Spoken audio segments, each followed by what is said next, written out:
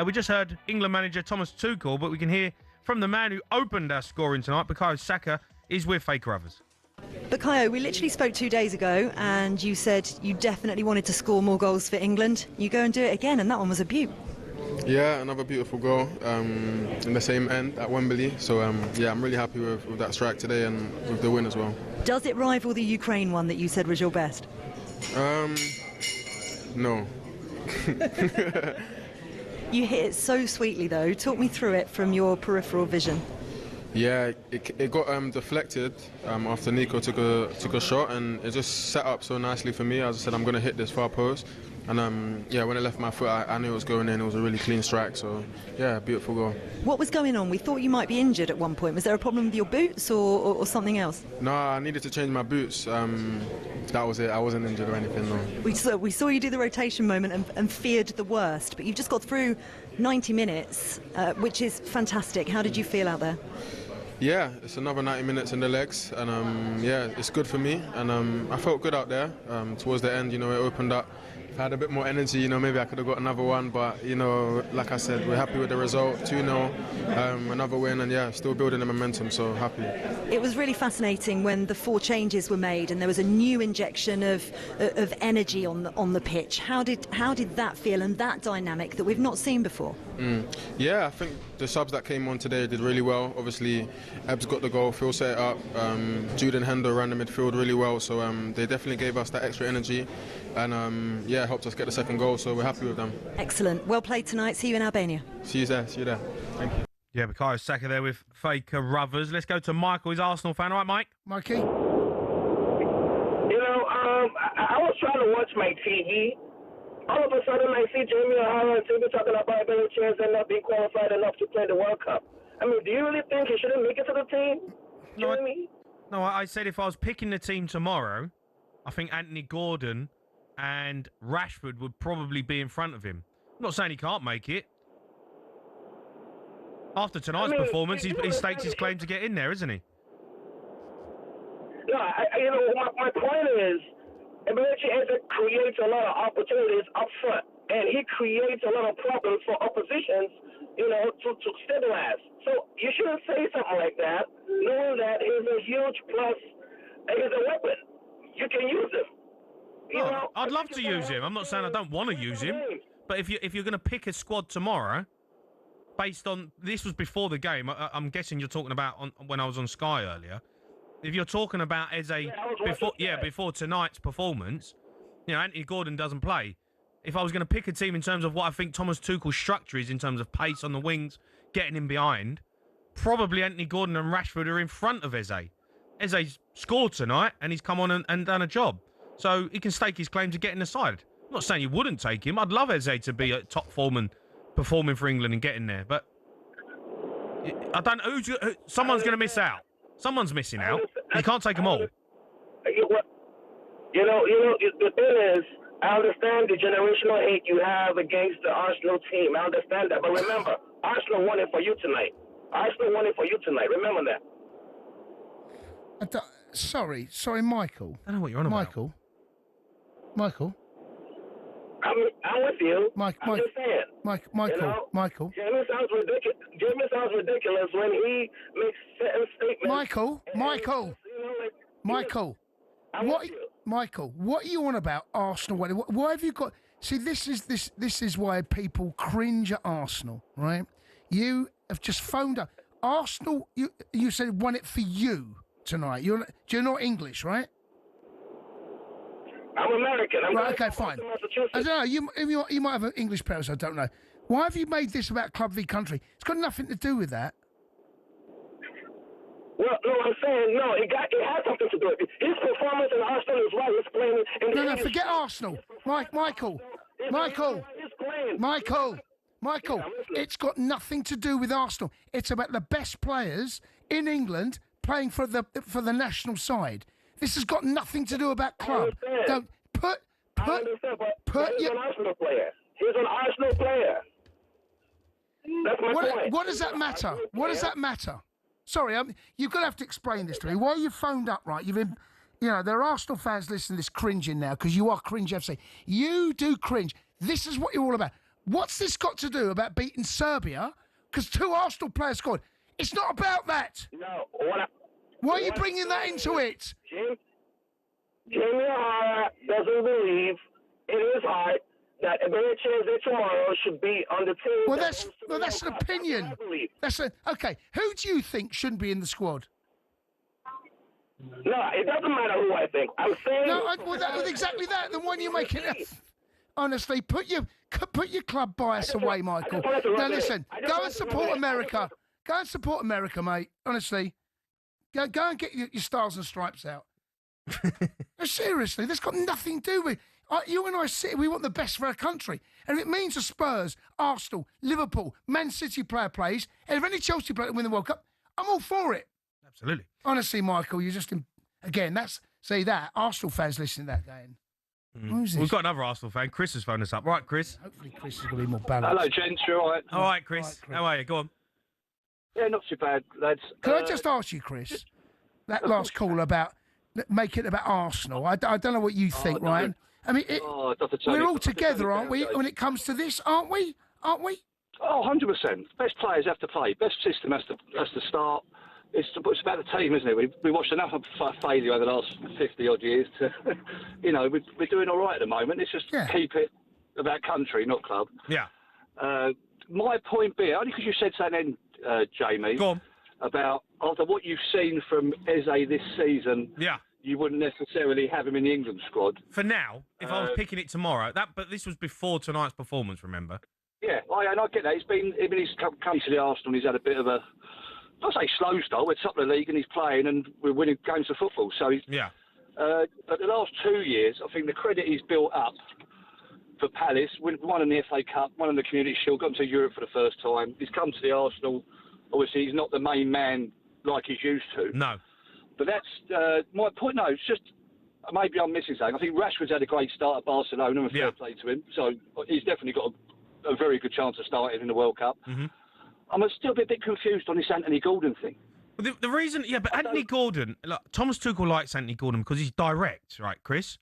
And the reason I say that Eze's position is potentially under threat, because he can't take everyone, right? Someone's going to miss out. He's already said that. He can't take 5 number 10s. Eze, for me... He's not going to take Foden. Well, yeah, I know, but you look at Foden's performances this season. He's performed better than Eze, hasn't he? Foden has been in top form. So, for me, if I'm looking at it, right now, take away the goal he scored tonight, Eze comes on, he scores a brilliant goal. Anthony Gordon and Rashford, for me, are left wingers. They play left wing. That's their role. Agreed. They're direct. They've got pace. They like to get him behind. That's what Thomas Tuchel likes from his wingers. We've seen that. That's what he likes. Eze tonight, he comes on, he scores, and fair play to him. But I've seen Eze play this season really as he plays in the hole. He plays as a 10. And at the moment, if you're looking at all the 10s that are there, he's not the best performing one. Oh, I'm not saying he starts. I'm saying, as you've just correctly said, Rashford and Gordon will be running at fullbacks in the World Cup in the heat, and they won't like it. But like tonight, I couldn't think of a more perfect player to bring on in that position after 60 minutes, 70 minutes, who can play in different positions, open it up, go on the inside, go on the outside, and knows where the goal is. Because you can't play Foden there. We've tried that. It doesn't work. You won't play Palmer there. It's just that he doesn't deserve to be there. He's not quick enough. I just think, I'm not saying start Eze. I'm saying, but as a must on that plane, if you're mixing out... He likes Gordon, doesn't he? You've seen that. He likes Gordon. Oh, start Gordon. No, but he's going to start Rashford. He's going to start Rashford. Yeah, but if Rashford and Gordon are like for like, I don't know. I'm not England manager. Well, that's why he's getting paid $8 million a year. The one thing that...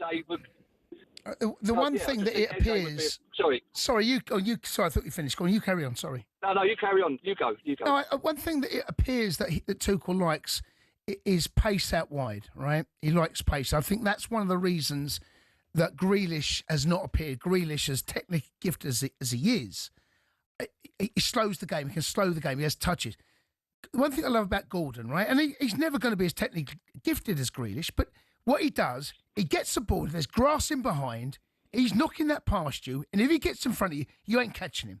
Grealish doesn't do that. Rashford can, and Rashford cuts inside. And Eze, what Eze does, Eze gives you options. There are some in an England squad, versatility is absolutely crucial because when you pick a squad of what is it, 26, right? 26? I think it's 26. Right. Right. You need certain players that are going to be able to adapt and play in certain positions at certain times through injury, suspension, maybe a player comes off, whatever it might be. And Eze ticks a lot of boxes. He can play as a 10. He can play as an out-wide player. He can play slightly deeper if you want. He's versatile. That's why I think Eze goes, because of his versatility. But for me, I agree with Jay. Right now, I think Rashford in his number one team in the first game, I think Rashford starts. And I think the rest of them are trying to fight for the rest of the places around that left-hand side. Yeah. All right. Chris, thanks for your call, mate. I appreciate it. Let's go to Ollie. He's a Stafford Rangers fan. All right, Ollie? All right, Ollie. Hi, you all right? I'm all right, Ollie. Go on. What you got for us? Yeah, so I was at the game today, heading to Albania as well on Sunday. Nice. I thought it was a decent performance. To be honest, I don't think it reached the heights that maybe we hit in Latvia and also Serbia away. We didn't make it look as easy tonight. But I thought defensively we looked really sound, to be honest. And I really like over the last year, or whilst under Tuchel, the amount that we've grown defensively. I think we've just found our identity, and I think it was an area that we were really lacking, just knowing who was going to be alongside John Stones, really. And I think this, Konsa and Gahey have both just put a real case together for who's going to partner John Stones. And yeah, I'm really impressed with. Do you know what I'm worried about though, Ollie? A little bit, right? We've cruised through the group, and we always do, and we haven't been tested. We haven't conceded a goal. We need to be tested before the World Cup. Like that's my worry. Like we need to be seriously tested. I mean, how'd you do that? Well, we'll play a decent nation. Now, how'd you do that going into a World Cup? Because I don't know. No one knows what this team is like when they're 2-0 down. No, right, I think historically you can look at the failings in the Nations League under Southgate, where obviously we've got relegated, and that's led to the additional games that we've had to play in World Cup qualifications, with the Andorra game and the Latvia home game, I think, at the start of this World Cup qualifying period, where we would have played the stronger nations in the Nations League.